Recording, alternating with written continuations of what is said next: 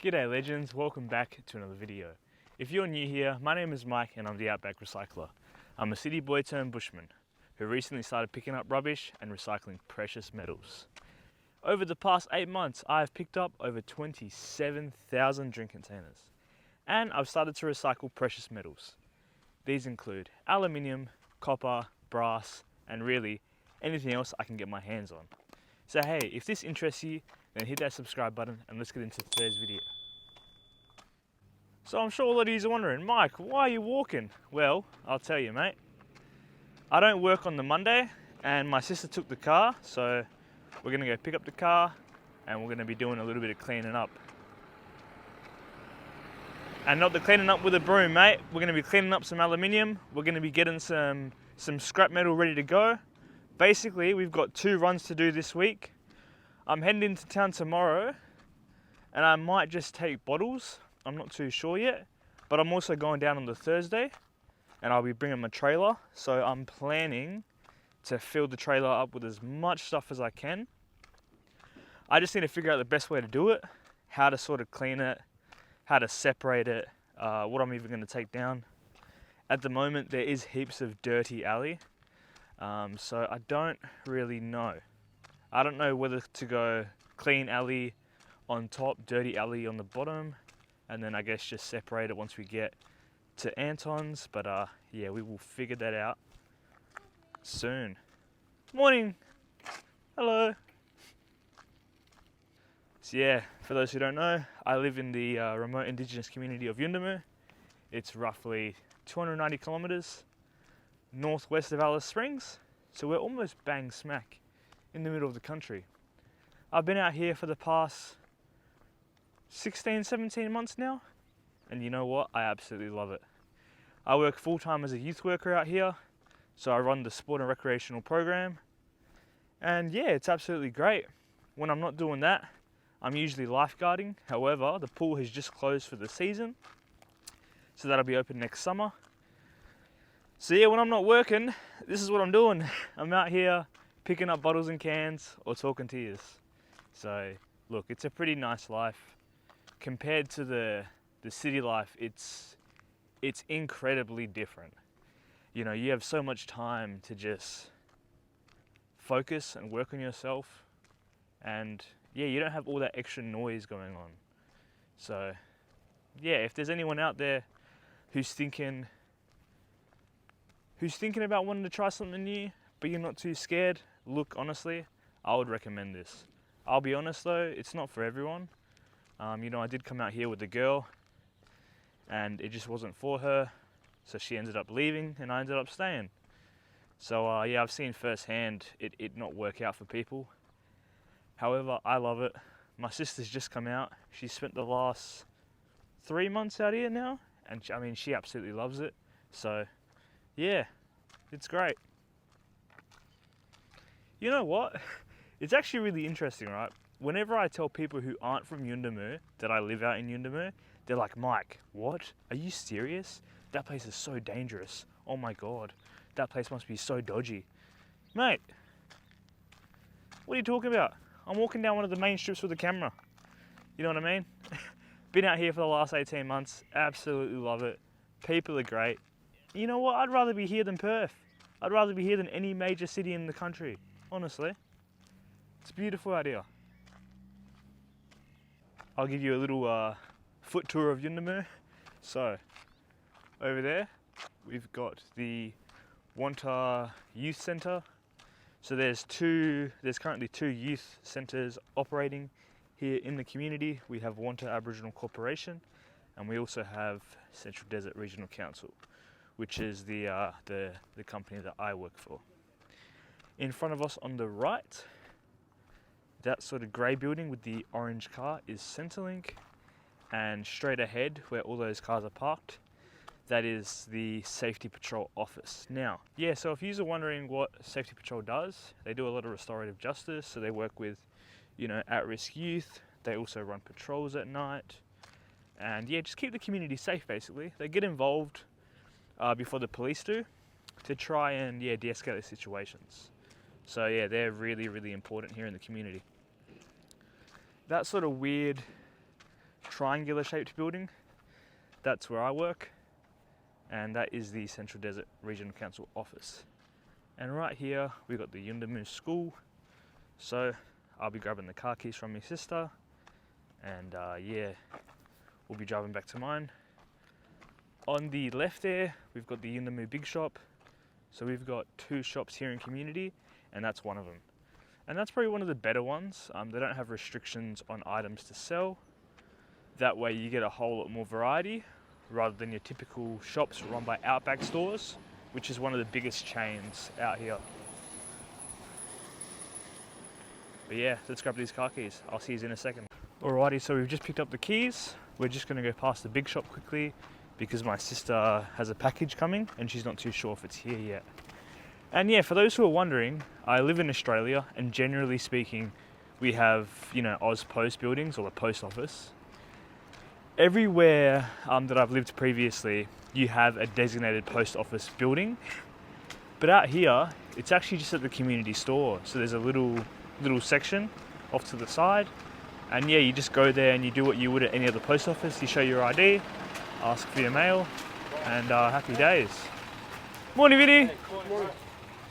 So yeah, this is the big shop.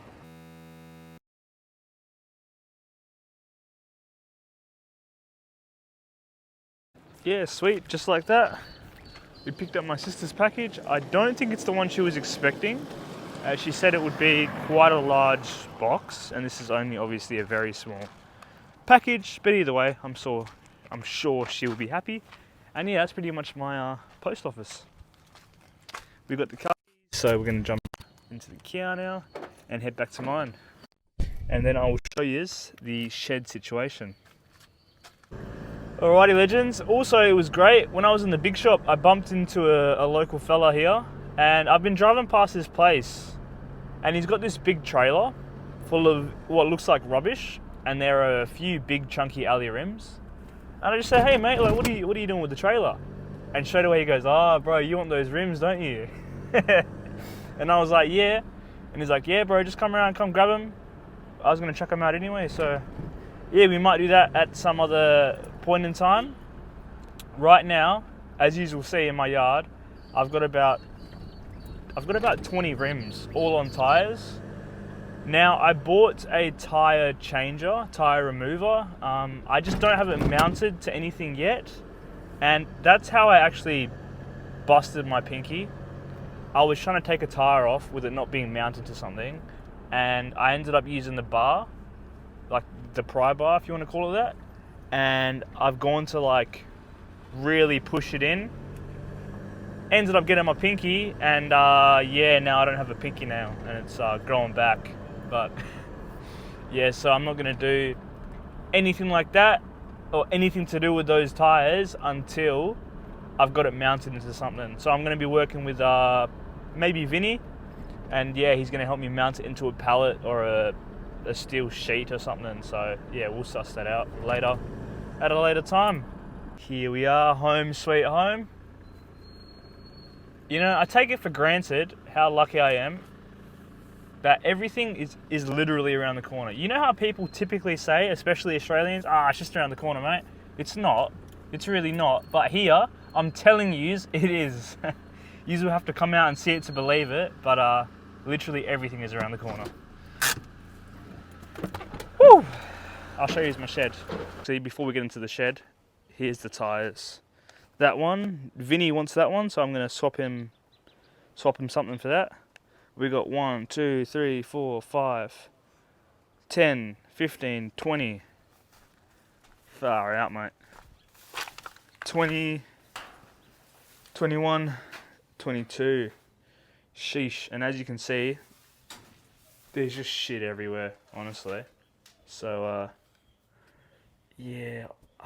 What I'm thinking is grabbing all this extruded and just cleaning it up, because that'll probably be the easiest stuff to do. And I think what I'm going to do with those light casings, I asked old mate Paul down at the recycling centre how much he'll pay me for them, and I think he said it's about half, so about 80 cents a kilo. So honestly, I'd rather just take them in as is and save myself all that time.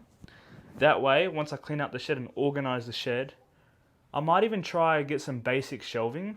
And the shelving, I just find it at the dump, honestly. I'd find like, yeah, something to rent shelves out of. And then start actually organizing the shed, because I don't want it ever to turn into this again. But hey, what can I say is my first big run. Me and my dad ended up picking up most of this over the Christmas period, and we're now in March, so I really need to get my shit together and yeah, start cleaning this up. I've also got all these radiators. I believe these are about 60 cents a kilo as is. So again, to be honest, I'm probably just gonna sell them as is. Like, I could get the repo saw. What I'm gonna do, I'm gonna check the price list, because to clean these, all you do, you get the repo saw and you just cut down each side. Bang, bang. So if they're worth double clean, then I'd be silly not to just grab the bloody saw, mate, and go snip, snip. Yeah, let's go have a look at the prices. Alrighty, so radiators, clean. No, they're copper. I was going to say $8 a kilo. Holy shit, mate. No, they're worth $1 clean, 50 cents dirty. So literally double. So what we're going to do, we're going to get the repo saw, mate, and just go snip, snip, clean those up. So I reckon that'll be our first task for today. Let's go. Ironically, I don't know why I was making the sound effect snip, snip. It's not like we're cutting. It's more just like, meow, meow. So that's what we're going to do. We're going to test out my Diablo general purpose blades. I'm going to give these a crack. They are quite big, at 12 inches long. I really don't want them to be that big, but yeah, I've got to use them. So let's go.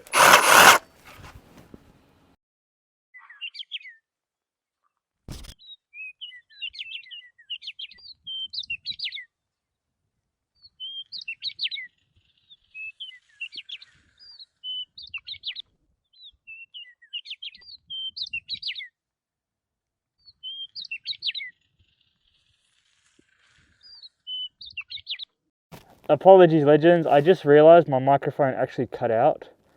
What I was saying was, I'm not actually sure if it's worth cleaning them up, because I get more weight if they're dirty.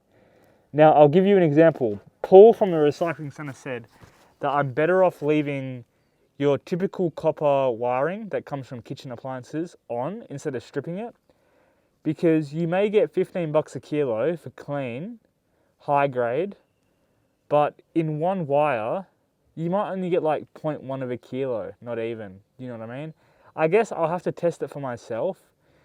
But he said, look, anything thicker than your pinky, strip. Anything smaller, don't worry about it. He wouldn't even worry about it. Whether or not he's only saying that because he's running a business and he makes money at the end of the day from it, I don't know. But yeah, if you know, let me know down below. And either way, let's clean up some more of these radiators.